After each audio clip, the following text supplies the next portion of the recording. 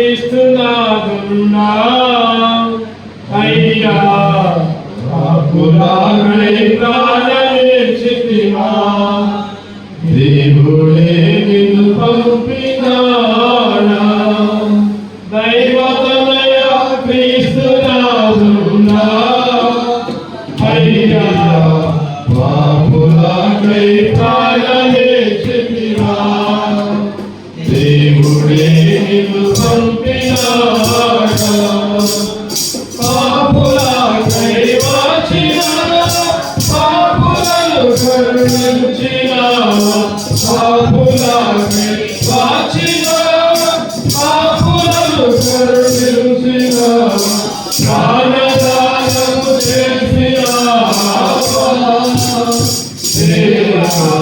పరలోకము తెరచిన ప్రాణదానము చేసిన దేవా పరలోకము తెరచిన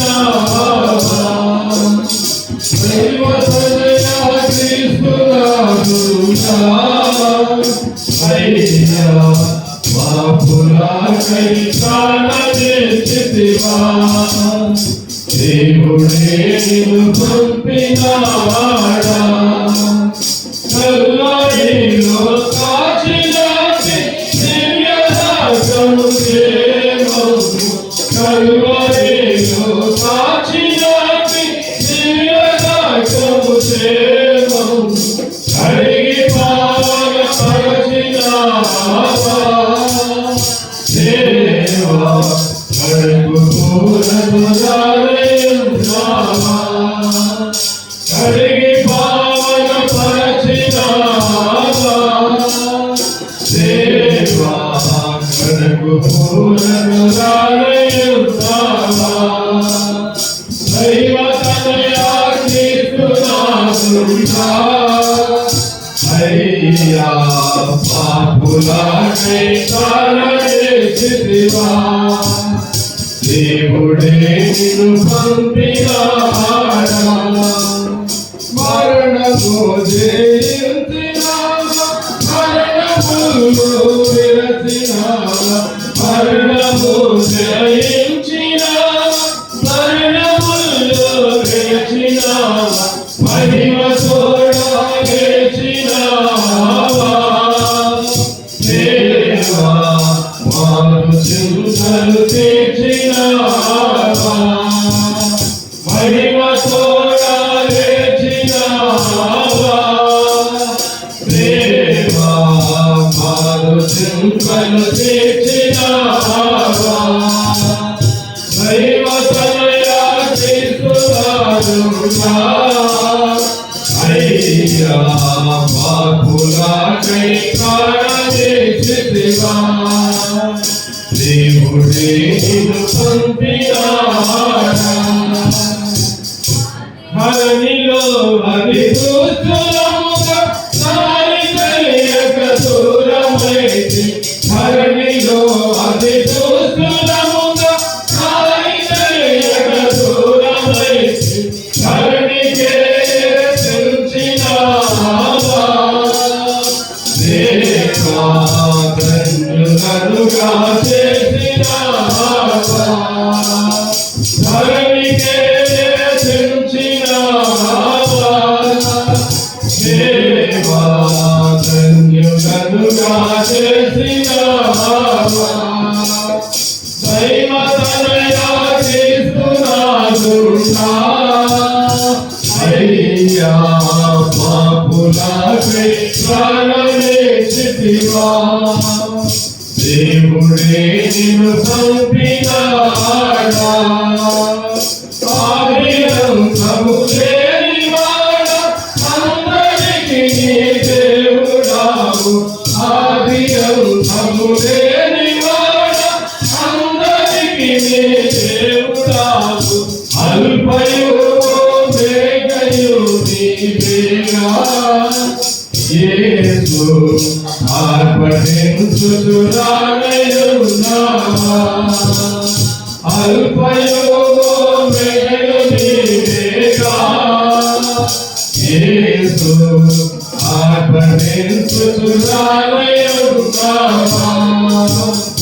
దైవ తనయ క్రీస్తునాథుడా అయ్యా బాహులాపే ప్రాణేశివా దేవుడే నిన్ను పంపినాడా.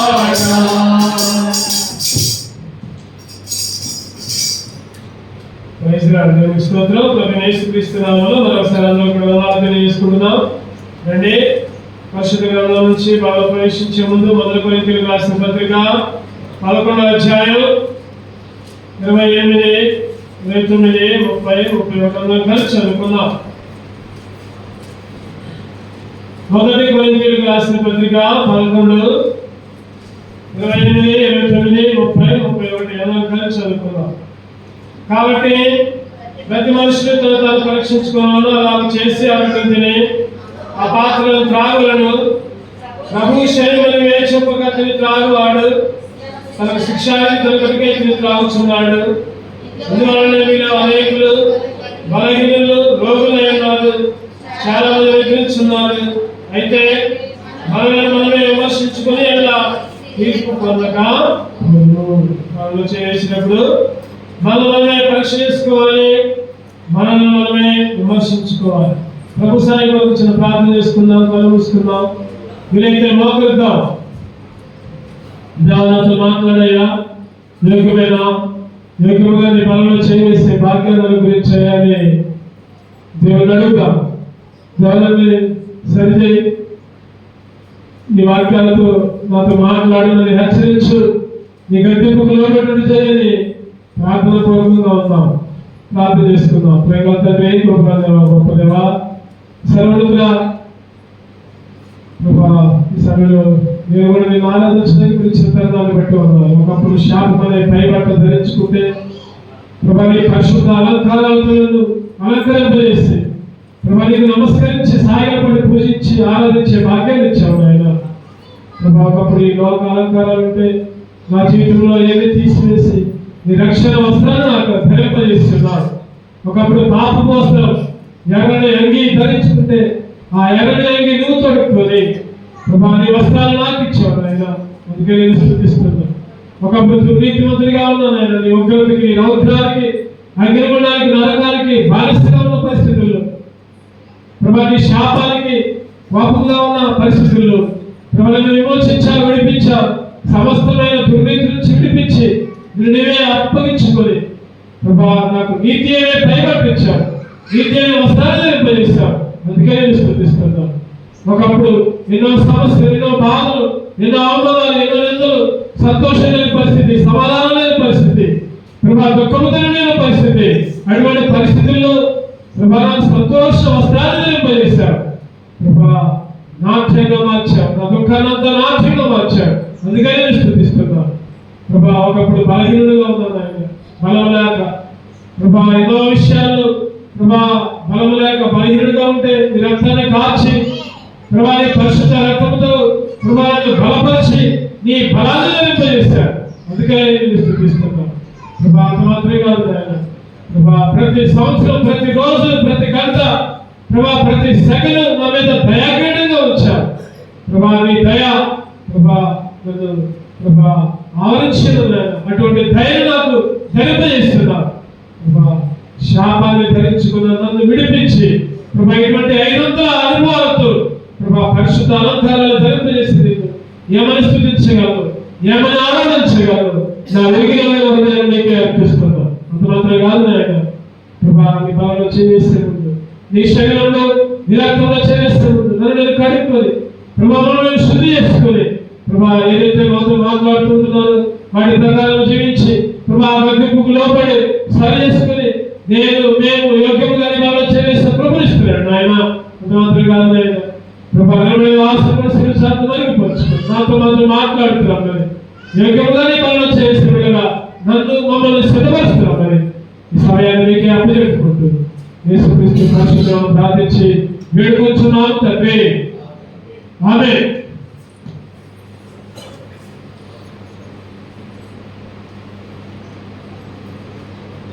మరోసారి యేసుక్రీస్తు నామములో అందరూ కూడా వందనాలు తెలియజేసుకుంటున్నాం. మనం చదువుకున్న భాగాన్ని చూస్తే మనం బలాలు చేసే ముందు చాలా జాగ్రత్తగా పరిశీలించుకొని మనం సరి చేసుకొని మనం కడుక్కొని నాలో ఏ దుర్నీతి లేకుండా, ఏ పాపం లేకుండా, ఏ అవమానం లేకుండా నీ రక్తం ద్వారా, నీ శరీరం ద్వారా నన్ను పరిశుద్ధపరుస్తుందండి అని దేవుని క్షమాపణ అడిగి ఏదైతే బలహీనతలు ఉన్నాయో వాటినన్నింటినీ ఒప్పుకొని యోగ్యమైన పనిలో చేయడానికి మనం సిద్ధపడాలి. మనం చదువుకున్న భాగాన్ని చూస్తే దేవుడు మనకి పరిశుద్ధ అలంకారాలు ధరింపజేస్తాడు. ఆరాధన ఉత్సవాల్లో ఏంటి చదవమాట కీర్తనలు 96:9 యెహోవాకు నమస్కారం చేయండి, పరిశుద్ధ అలంకారాలు ధరించుకుని యెహోవాకు నమస్కారం చేయండి, సర్వభుజనులారా ఆయన సన్నిధిని వణకుడి, సర్వభుజనులారా ఆయన సన్నిధిని వణకుడి. ఒకప్పుడు మన అలంకారాలు ఏందో చూసుకున్నాం మనం. శాపం అనే పైబట్ట, పాపాలనే పైబట్ట, దుర్నీతి అనే పైబట్ట, దుఃఖం అనే పైబట్ట, రకరకాల చూసుకున్నాం మనం. వాటిని అన్నింటినీ విడిపించాడు దేవుడు. 500 అనుభవాన్ని ధరింపజేశాడు మనకి.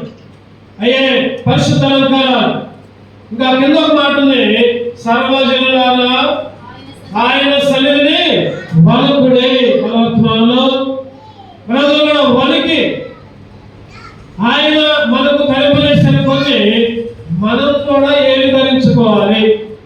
వణికి, భయంతో, ఆయన సన్నిధిలో భయంతో, ఆయన సన్నిధిలో వణుకుంటూ ఈరోజు మనం కూడా ఏమి ధరించుకోవాలి అనే అంశాన్ని ధ్యానం చేసుకుని మనం చేయగలుగుతాం. నిజంగా ధరించుకుందామా లేదా?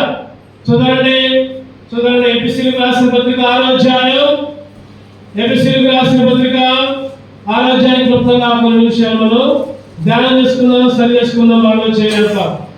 ఎఫెసీయులకు రాసిన పత్రిక 6వ అధ్యాయం 10-11 చదువుకుందాం రండి. తుదకు ప్రభు యొక్క మహాశక్తిని బట్టి ఆయన బలవంతులైండి, మీరు అపవాది తంత్రమును ఎదిరించుటకు శక్తివంతులైనట్లు దేవుడిచ్చు సర్వాంగ కవచమును ధరించుకొనుడి. చెప్పండి, ఏం ధరించుకోవాలి? ధరించుకోవాలంటే దేవుడిచ్చే, చెప్పాలని చెప్పాలి, దేవుడిచ్చే సర్వాంగ కవచం. దేవుడిచ్చే సర్వాంగ కవచం. ఎవరిలో బలవంతులుగా ఉండాలంటే మనం ఎవరిలో ఉండాలి? చదువుకు ప్రభు యొక్క మహాశక్తిని బట్టి ఆయన యందు బలవంతులై ఉండాలి. ఆయన యందు బలవంతులై ఉండాలి. ఇంకా ఉంది అక్కడ దేవుడిచ్చే సర్వాంగ కవచం. ఎందుకు ఈ సర్వాంగ కవచం? అపవాది తంత్రములను ఎదిరించుటకు శక్తిమంతులైనట్లు, అపవాది తంత్రములను ఎదిరించుటకు శక్తిమంతులైనట్లు దేవుడిచ్చే సర్వాంగ కవచాన్ని ధరించుకునే వాళ్ళంగా ఉండాలి. ఏమి ధరించుకోవాలంటే సర్వాంగ కవచం. ఏంటి ఆ సర్వాంగ కవచం? ఆ సర్వాంగ కవచంలో ఏమున్నాయి? ఒకసారి మనం క్లుప్తంగా కొన్ని విషయాలు తీసుకుని వాళ్ళు చేద్దాం. నిజంగా ఆ సర్వాంగ కవచానికి సంబంధించిన దేవుడిచ్చిన వస్త్రాలు ఉన్నాయా? దేవుడు ఏమేమి ఇచ్చాడు సర్వాంగ కవచంలో చూస్తే, మొదటి పేతురు 5వ అధ్యాయం 5వ వచనం చదవండి. మొదటి పేతురు 5:5 చిన్నలారా మీరు పెద్దలకు లోబడి ఉండుడి, మీరందరూ ఎదుటి వారి దీన మనస్సు అనే వస్త్రము ధరించుకొని మిమ్మల్ని అలంకరించుకుని. చాలు. ఏం ధరించుకోవాలి చెప్పండి? మొదటిగా మనం ఏం ధరించుకోవాలి? దీన మనస్సు.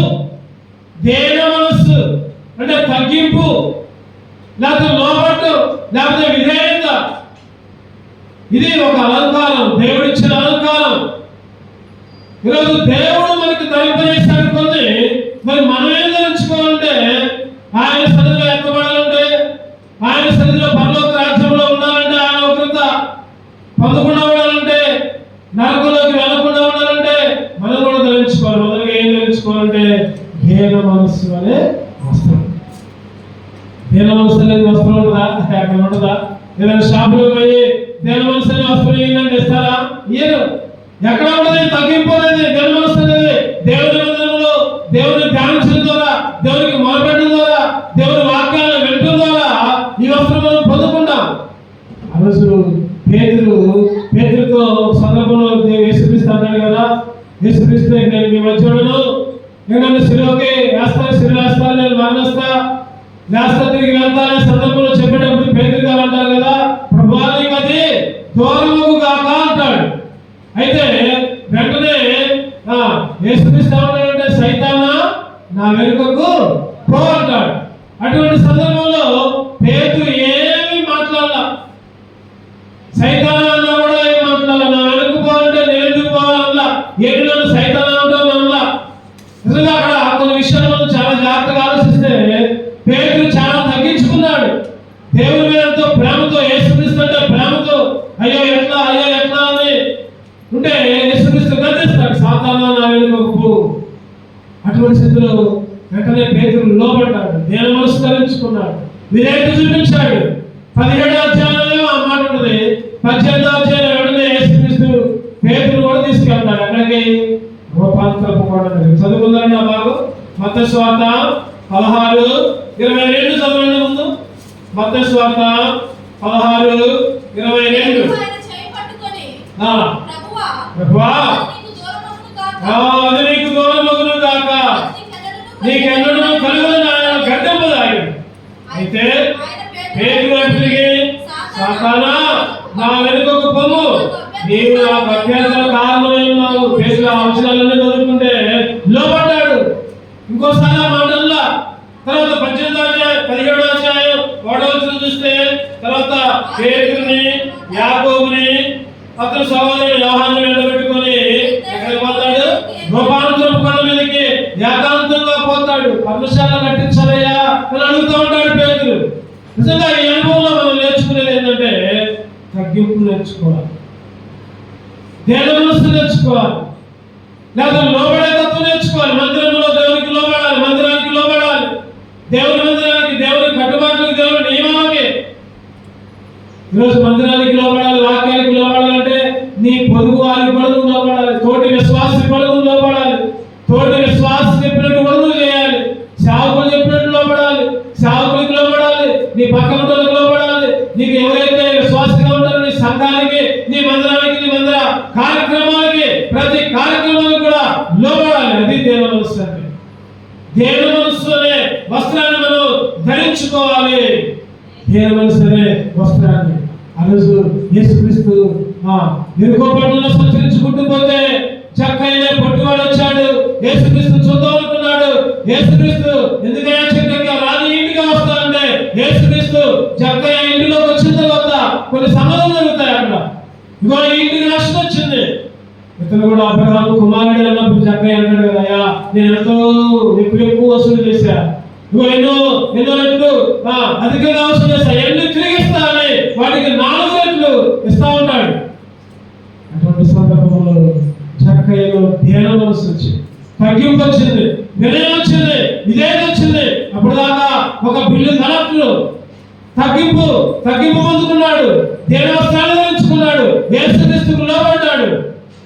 మన క్రియల ద్వారా, మన మాటల ద్వారా, మన పనుల ద్వారా దేవుని మనసులోనే వస్త్రాన్ని ధరించుకునే వాళ్ళగా ఉండాలి. దేవుని మనసులోనే వస్త్రాన్ని ధరించుకొని లోబడాలి, దేవుని వాక్యానికి లోబడాలి. ఎంత చేసినా ఏం ఉపయోగం లేదు. దేవుని మనసు లేకుండా, తగ్గింపు లేకుండా, దేవుని కొరకు ఏది చేసినా కూడా ఏం ఉపయోగం ఉండదు. అందుకనే ఇర్మియా గ్రంథంలో చక్కటి మాటలు చూద్దామండి. ఇర్మియా గ్రంథం 44:10. ఇర్మియా గ్రంథం 44:10. నేటి వరకు 666 నేటి వరకు వారు దేవుని మనస్సు ధరింపుకున్నారు, భయము నొందుకున్నారు. చాలు. నేటి వరకు, ఇప్పుడు దాకా వారు అనే ప్రదేశంలో, వారు అనే ప్రాంతంలో, వారు అనే దగ్గర నీ పేరు పెట్టుకుందాం, నా పేరు పెట్టుకుందాం. నేటి వరకు పలానామ దేవుని మనస్సు లేదు, భయం లేదు, వణుకు లేదు. ఈరోజు నిజంగా మనకి వణుకున్నట్లు. అందుకనే చదువుకున్న మనం 96:9 కింద భాగంలో సారవాపు పూజలాగా ఆయన యందు వణుకు ఈరోజు భయం ఉండాలి దేవుడు అంటే. ఈరోజు దేన మనస్సు ఇప్పుడు దాకా ధరించలేదంట. ఆ రోజు ఇశ్రాయేలే కాదు, ఈరోజు నువ్వు నేను కూడా దేన మనస్సు ధరించలేదు. భయం అందుకున్నారు. అందుకనే ఎన్నో శాపాలు, ఎన్నో నష్టాలు అధ్యాయం మొత్తం చదువుకుంటే ఎన్నో దేవుని ఉగ్రతకు లోనయ్యారు. మనం కూడా మొదటిగా దేన మనస్సు అనే వస్త్రాన్ని ధరించుకోవాలి. ఆయన ఎవరైతే వినయంగా ఉంటారో, ఎవరైతే దేన మనసుతో ఉంటారో, ఎవరైతే తగ్గించుకుంటారో వాళ్ళ దగ్గరే దేవుడు నివాసం చేస్తారంట. యెషయా 57:15 చదవనమాట. యెషయా 57:15 617వ పేజీ. మహాగణుడు మహోన్నతుడును పరిశుద్ధుడును నిత్య నివాసి వాడు ఎలాగూ సెలవిచ్చుచున్నాడు. నేను మహోన్నతమైన పరిశుద్ధ స్థలములో నివసించువాడును, అయినను వినయము గల వారి ప్రాణమును ఉజ్జీవింపజేయుటకును, నలిగిన వారి ప్రాణమును ఉజ్జీవింపజేయుటకును, వినయము గల వారి యందును దేన మనస్సు గల వారి యందును నేను నివాసము చేయుచున్నాను. చక్కగా దేన మనస్సు కలిగి ఉంటే ఆయన మన దగ్గర ఉంటాడు. దేన మనస్సు ఆయన మనతో నివాసం చేస్తాడు. ఈరోజు మనకి ఆస్తి ఉండొచ్చు, ఉండకపోవచ్చు, లేకపోతే ఏది ఉండకపోవచ్చు, ఇంకా ఏది ఉండకపోవచ్చు, కానీ దేన మనస్సు ఉంటే ఖచ్చితంగా ఆయన మన దగ్గరికి వస్తాడు. అందుకనే మత్తయి సువార్త 5:3 మాట ఉండదు. ఏంటన్నమాట 5:3 ఆత్మ విషయమై దీనులైన వారు ధన్యులు, పరలోక రాజ్యము వారిది. దీనులుగా ఉంటే, దేన మనస్సు కలిగి ఉంటే, ప్రతి దానికి, ప్రతి వాక్యానికి, మందిరానికి, మందిరంలో విశ్వాసులకి, మందిరంలో సేవకులకి లోబడి తగ్గించుకుని ఉంటే పరలోక రాజ్యాన్ని స్వతంత్రించుకున్నాం. లేకపోతే ఆయన ఒకటే, లేకపోతే అగ్నిగుండమే. మొదటిగా దేన మనస్సు అనే వస్త్రాన్ని ధరించుకోవాలి. రెండో చూద్దామండి, కొలస్సీయులకు రాసిన పత్రిక 3:14 184 పేజీ నంబర్ 3:14. వీటన్నిటిపైన పరిపూర్ణతకు అనుబంధమైన ప్రేమను ధరించుకునుడి. రెండోది ఏం ధరించుకోవాలి చెప్పండి? ప్రేమను ధరించుకోవాలి. ఒకటోదేమో దేన మనస్సు ధరించుకోవాలి, రెండోదిగా ప్రేమను ధరించుకోవాలి. కనపడే నీ తోటి వారిని ప్రేమించకపోతే కనపడే నీ దేవుడిని ఎట్లా ప్రేమిస్తావు? ఈరోజు ప్రేమించడం నేర్చుకోవాలి. ఈరోజు విచారకాలం ఏంటంటే అందరినీ పైకి బాగానే ఉంటాం, కానీ లోపల ద్వేషం, లోపల అసూయ, లోపల కోపం. పైకి అయితే మంచిగానే మాట్లాడతాం, లోపల మాత్రం ద్వేషం ఉంటుంది, ప్రేమించలేకపోతున్నాం. ఈరోజు బైబిల్లో ఒక మాట ఉంటుంది, బాల దగ్గరికి పోయినప్పుడంట ఏదైనా గుర్తుకొస్తే ఎవరి దగ్గర ఉన్నా, లేకపోతే ఎవరినైనా ప్రేమించకుండా, లేకపోతే ఎవరి దగ్గర పాపం చేసినట్టు ఎవరిదైనా విరోధంగా ఉంటే గుర్తుకొస్తే వెంటనే బలంలో చేసేది ముందు అక్కడ పోయి క్షమాపణ అడిగి వచ్చి బలంలో చేయాలని మత్తయి సువార్తలో మనం చూస్తూ ఉంటాం. ఈరోజు మనం ప్రతి విషయంలో కూడా ప్రేమించడం నేర్చుకోవాలి. ప్రేమించడం నేర్చుకోకపోతే దేవుణ్ణి ప్రేమిస్తే 1000 తరాల దాకా, ఒక తరం కాదు, 2 తరాలు కాదు, 1000 తరాలు. నిర్గమాకాండంలో ఒక మాట చదవండి, మాట 20:6 నిర్గమాకాండం 20:6. నన్ను ప్రేమించి నా ఆజ్ఞలను గైకొను వారిని 1000 తరముల వరకు కరుణించు వాడనై ఉన్నాను. ఎన్ని తరాలంట చెప్పండి? ఎన్ని తరాలు? 1000 తరాలు. దేవుని ప్రేమించి దేవుని ఆజ్ఞలను గైకొంటే, దేవుని ప్రేమించి దేవుని ఆజ్ఞలను గైకొంటే 1000 తరాలు, మన పిల్లల తరాలు ఆయన సమకూర్చేవాడిగా ఉన్నాడు, కరుణించేవాడిగా ఉన్నాడు, దీవెనిచ్చేవాడిగా ఉన్నాడు, ఆశీర్వదించేవాడిగా ఉన్నాడు. లేకపోతే దేవుని ప్రేమించకపోతే చెప్పండి, ఆయన కరుణ మన కుటుంబాల మీద ఉండదు, మన పిల్లల మీద ఉండదు. దేవుని ప్రేమించడం అంటే ఏంటి? దేవుని ప్రేమించడం అంటే లేకపోతే మనం అందరికీ కాపాడు దాన ధర్మాలు చేయడం కాదు, అందరు కాపాడు భక్తిగా ఉండడం కాదు, లేదా అందరు కాపాడు ఎక్కడికెక్కడికో పోయి ఏదేదో మునగడం కాదు, ఏదేదో చేయడం కాదు, లేదా కాపాడు దేవునికి డబ్బులు ఇవ్వడం కాదు. వీటన్నిటికంటే ముఖ్యంగా దేవుని మందిరాన్ని ప్రేమించే వాళ్ళగా ఉన్నారు, దేవుని సన్నిధిని ప్రేమించే వాళ్ళగా ఉన్నారు, దేవుని సన్నిధిలో గడపడాన్ని, దేవుని సన్నిధిలో నివాసం చేయడాన్ని దేవుని సన్నిధిలో దేవుని వాక్యాన్ని వినటానికి, దేవుని సన్నిధిలో ఒక 3 గంటలు దేవుని సన్నిధిలో ఆయన ఆరాధించేవాళ్ళుగా, అది దేవుని ప్రేమించడం. దేవుణ్ణి ప్రేమించే వాళ్ళుగా ఉన్నారు. ఆ రోజు యోసేపు తన అన్నలందరి దగ్గరకు వచ్చాడు, కనపరుచుకున్నాడు, ప్రభుని చూశాడు. అప్పుడు దాకా పైకి చెప్పలా నేనే యోసేపుని, అప్పుడు దాకా ఒకసారి కనపరుచుకున్నాడు. ఒక్కసారి ప్రేమ పొరలు వచ్చింది. ఒకసారి ప్రేమ పొరలు వచ్చి అన్నలేమో భయపడుతున్నారు, అయ్యో మేము కొట్టామే, మేము గుడ్డలు వేసామే, మేము అమ్మేమే, మాకు ఏ శిక్ష వేస్తాడు. కానీ యోసేపుకి అటువంటి మాటలు రావు. చూడండి, ఆదికాండంలో చక్కటి మాట రాయబడుతుంది. అక్కడ ఆదికాండం 43:30, ఆదికాండం 43:30. అప్పుడు తన తమ్ముని మీద యోసేపుకు ప్రేమ పొర్లుకొని వచ్చింది కనుక ఏమొచ్చిందంట? ప్రేమ పొర్లుకొని. చక్కటి మాట. ఈరోజు నీకు నాకు కూడా ప్రేమ పొర్లుకొని రావాలి. ప్రేమించాలి, తోడు కావాలి. భర్తను ప్రేమించాలి, భార్యను ప్రేమించాలి, పిల్లలను ప్రేమించాలి, తల్లిదండ్రులను ప్రేమించాలి, అత్తమామలను ప్రేమించాలి, కోడలను ప్రేమించాలి, పక్కన ప్రేమించాలి, శత్రువును కూడా ఇంకా ఎక్కువగా ప్రేమించాలి. ఆయన ప్రేమను ధరింపజేస్తున్నాడు. ఏం ధరింపజేశారంట? ప్రేమను ధరింపజేశాడు. ఈరోజు దేవునిలో ఉంటే సొంత పనిలో చదువుకుంటే చక్కటి మాటలు రాబడుతూ ఉంటాయి. నాయన మీరు ఉండాలి, మీరు నేను ఉండాలయ్యా, నాకు మహిమ రావాలంటే నాలో నిలిచి ఉండాలి మీరు, శిష్యుడుగా అంటూ ఉంటాడు. ఆచార్యంలో ఒక ఆయన వేరైపోయాడు, ఒక శిష్యుడు వేరైపోయాడు. 11వ అధ్యాయంలో 12వ అధ్యాయంలో యోధా ఉంటాడు. 15వ అధ్యాయానికి వచ్చేసరికి యోధా లేడు. అక్కడ యోధా లేడు. అయ్యా నాలో ఫలించాలంటే నాకు వేరుగా ఉండొద్దు. మీరు యోధా గురించి చెప్పుకుంటూ మర్మముగా మాట్లాడుతూ యోధా గురించి చెప్పుకుంటూ యోధా వేరైపోయాడు, ఎండిపోతాడు. ఇగో మీరు నాలో ఉండాలంటే, ఫలించాలంటే నాలో ఉండాలి, ఆయన ప్రేమలో ఉండాలి. యోధా లేడు, ఎండిపోయే పరిస్థితి. ఆ ఒక్కడు పోయాడు.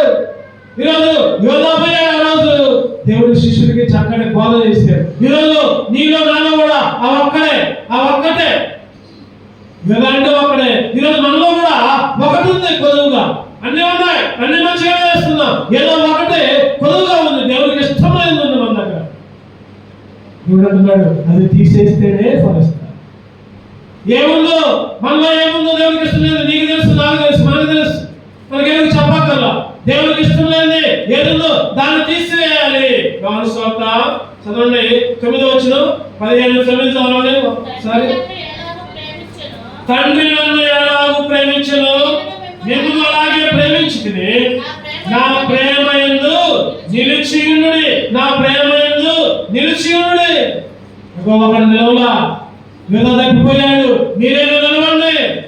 ఈరోజు మన జీవితంలో కూడా ఆ ఒక్కటే తప్పియాలి. ఏదో ఆ ఒక్కటే నీకు నాకు మాత్రం తెలుసు. ఆ పనిలో మనం సరి చేసుకోవాలి. మనం సరి చేసుకుని యోగ్యముగా బలలో చేసే భాగ్యంగా ఉండాలి. మనం ఈరోజు దేవుని ప్రేమలో నిలిచి ఉండాలి. రెండోది ప్రేమను ధరించుకోవాలి. 3వ చూద్దామండి. 3వ కొలస్సీయులకు రాసిన పత్రిక 3వ అధ్యాయం 10వ వచనం.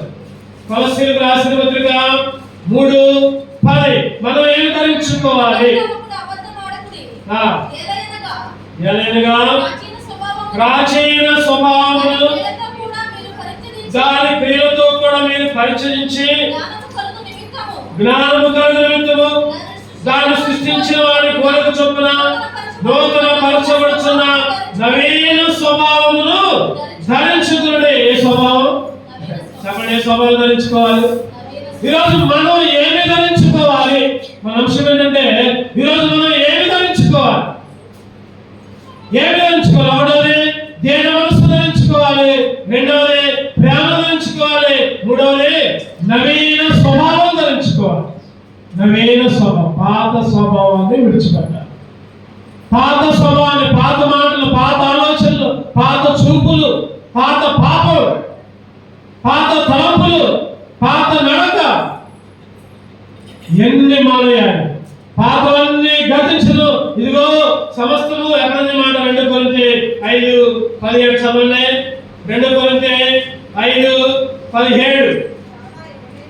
కాగా ఎవడైనా క్రీస్తు వారి నూతన సృష్టి పాతవి గతించెను, ఇదిగో క్రొత్తవాయను, సమస్తమును క్రొత్తవాయను. సమస్తము దేవుని వలనైనవి. అన్ని కూడా పాత అన్ని పోవాలి, పాత అన్ని తీసేయాలి.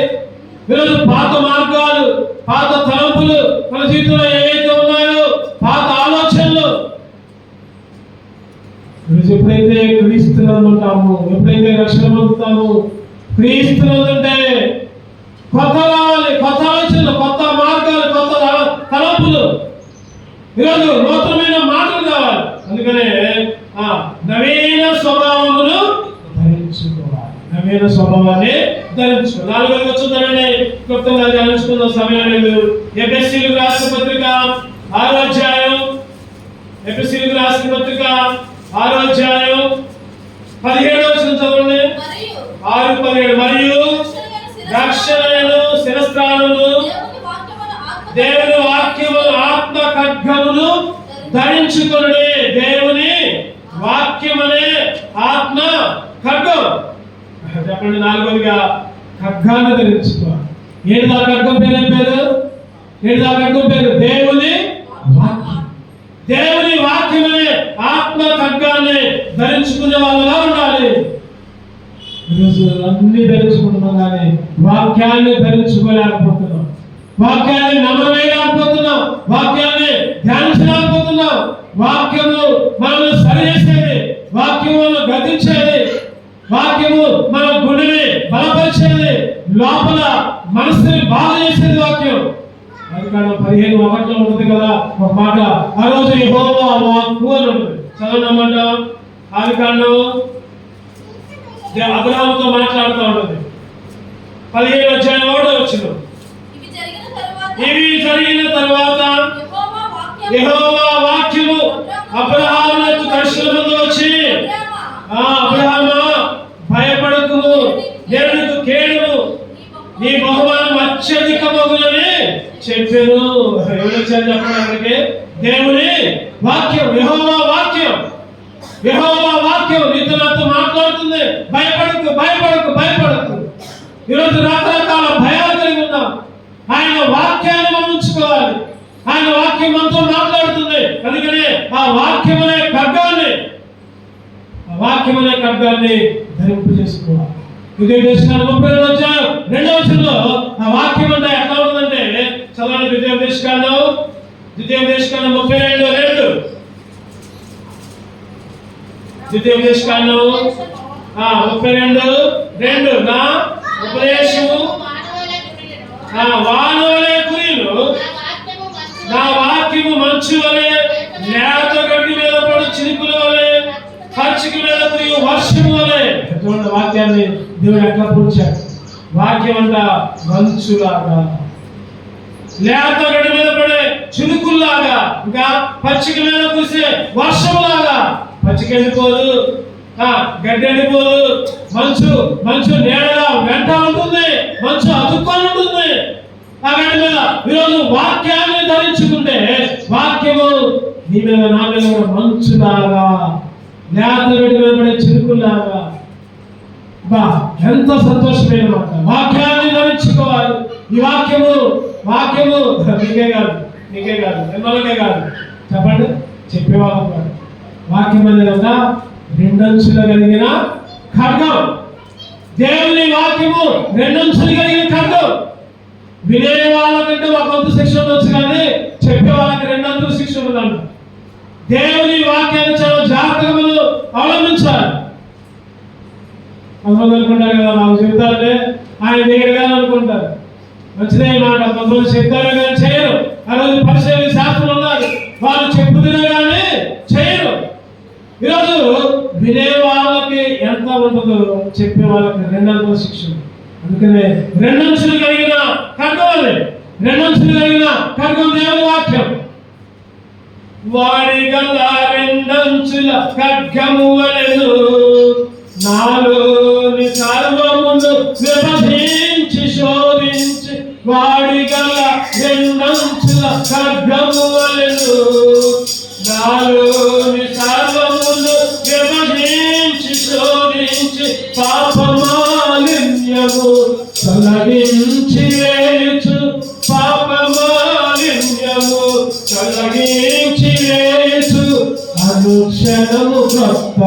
కీర్తించుచున్నది. నీ వాక్యమే నన్ను బ్రతికించెను, బాధలను మదిలించెను. నీ వాక్యమే నన్ను బ్రతికించెను. గొడవలోకి ఎట్లా చూస్తే ధర్మశాస్త్రంలో వాక్యాలు, దేవుని వాక్యాలు ఎన్నో సంగతులు రాబడ్డారు. దేవుని వాక్యాన్ని ఎట్లా ధరించాలి? మనం ఖడ్గములాగా ధరించాలి, ఖడ్గములాగా ధరించాలి. వాక్యాన్ని ధరించుకునే వాళ్ళలా ఉండాలి. 5వ వచనంలోనే సామెతలు 3వ అధ్యాయం 3వ వచనం క్లుప్తంగా ధ్యానించుకున్నాం. సామెతలు 3:3 దయను సత్యమును ఎన్నడూ నిన్ను విడిచిపోలేకము, వాటిని కంఠభూషణముగా ధరించుము. చెప్పండి, ఏం చేయాలంటే అక్కడ ఏం ధరించుకోవాలి చెప్పండి? మనం దయ, సత్యం. 5వది దయ, 6వది సత్యం.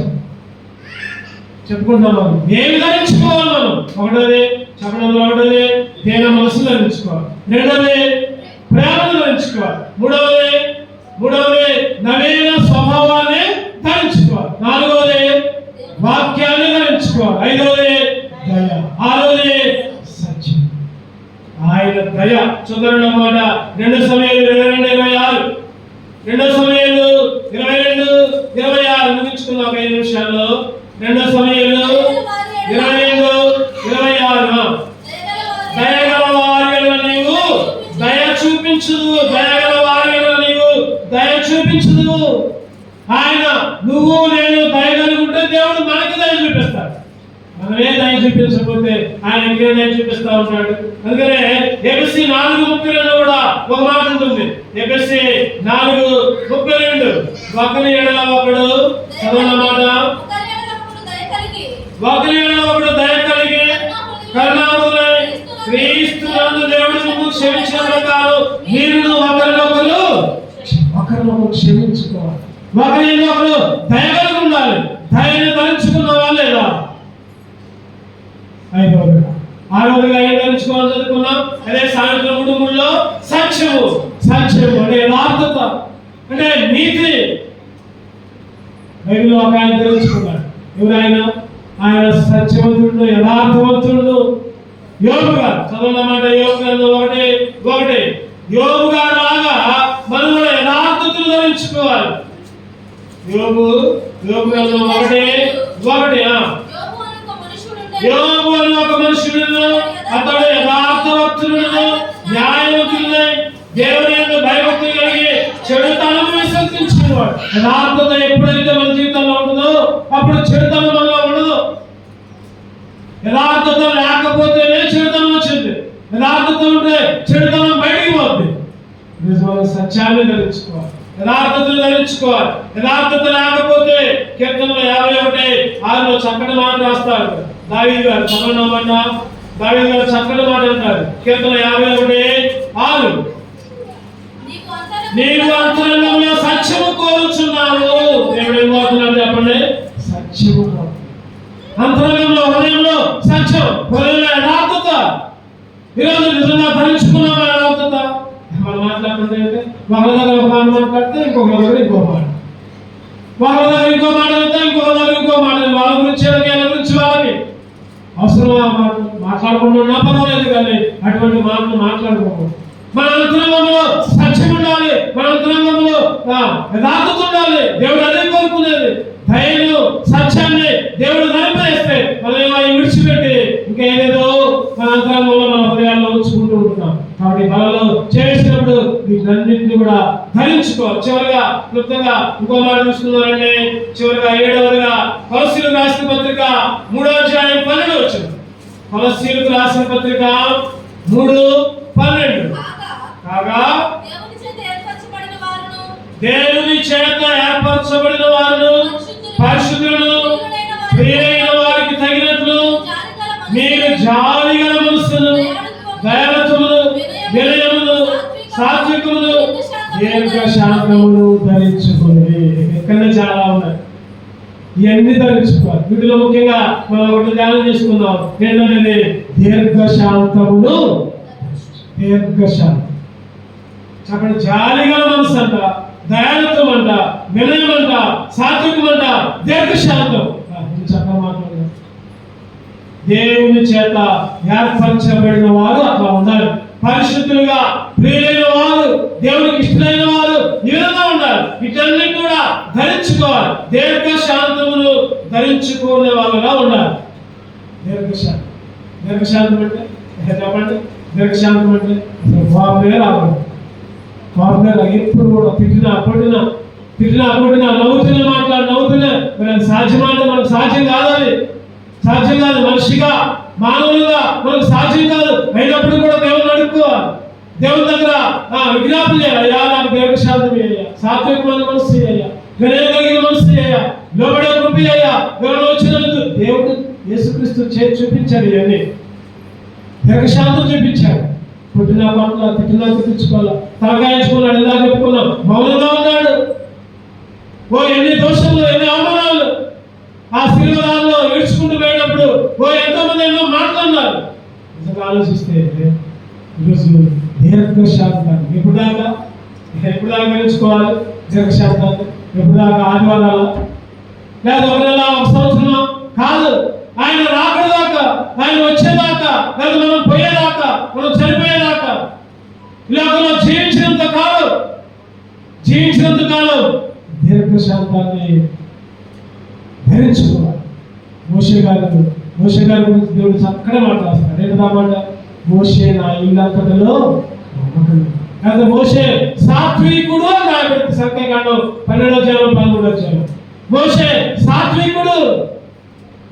ఈరోజు నువ్వు కూడా సాత్వికుడిగా పేరు తెచ్చుకోవాలి. అందుకనే ఈరోజు మనం దేవుని దగ్గర దీర్ఘశాంతం వహించే వాళ్ళగా ఉండాలి. ఎఫెసీయులకు రాసిన పత్రిక 4వ అధ్యాయం 3వ వచనం అయితే, ఎఫెసీయులకు రాసిన పత్రిక 4:3 మీరు పిలువబడిన పిలుపుకు తగినట్లుగా దీర్ఘశాంతముతో కూడిన సంపూర్ణ వినయముతో సాత్వికులతో నడుచుకుని ప్రభువును బట్టి పౌలు గారు బతిలాడుతున్నారు. అయ్యా మీరు పిలువబడిన పిలుపు తగినట్టుగా ఉండండి, దీర్ఘశాంతాన్ని ధరించుకోండి, సంపూర్ణ వినయం సాత్వికం ధరించుకోండి. పౌలు గారు అదే అంటున్నారు. అవన్నీ ధరించుకున్నాడు. ఆయన ధరించుకున్నాడు సంపూర్ణ వినయం, సాత్వికం, దీర్ఘశాంతం. ఒకప్పుడు పౌలు గారు కాదు, ఇప్పుడు పౌలు గారు వేరు. ఒకప్పుడు హింసకుడు, దోషకుడు, పూర్వము నేను అని చెప్తా ఉంటారు పౌలు గారు. అవన్నీ పోయాయి. ఇప్పుడు కొట్టినా, విడిచికెళ్ళినా, లేదా ఇంకేం చేసినా, ఎన్నో దోషులు చేసినా ఎదురు మాట్లాడాల. అందుకనే హింసలకు రాస్తున్నాడు. అయ్యా మీరు ధరించుకోండి, దీర్ఘశాంతం, సంపూర్ణ వినయం, ప్రేమ, లోబట్టు. అందుకని పౌలు గారు ఎన్ని చేశారు? చివరిలో మాట్లాడతారు. ఏమని? నేను మంచి పోరాటము పోరాడి నా పరుగు కడముట్టించుకుని.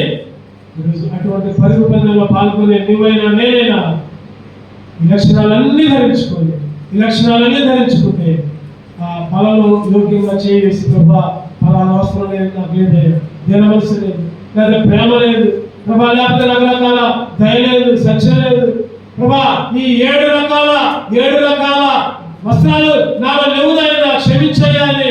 దేవుని దగ్గర బతిలాడి సరి చేసుకొని, ప్రభా నువ్వైతే నాకు ఎన్నో వదిలింపజేశావు అని నేను వీటిని ధరించుకునే కృపగా సర్వాంగ కవచముగా వీటన్నింటినీ ధరించుకొని నీ రాకడ కొరకు సిద్ధపడే బిడ్డగా నన్ను సిద్ధపరచుకొని దేవుడు అడుగుగా అటువంటి కృప సరి చేసుకొని యోగ్యంగా మనం చేసే కృప దేవుడు మనకి అనుగ్రహించును గాక.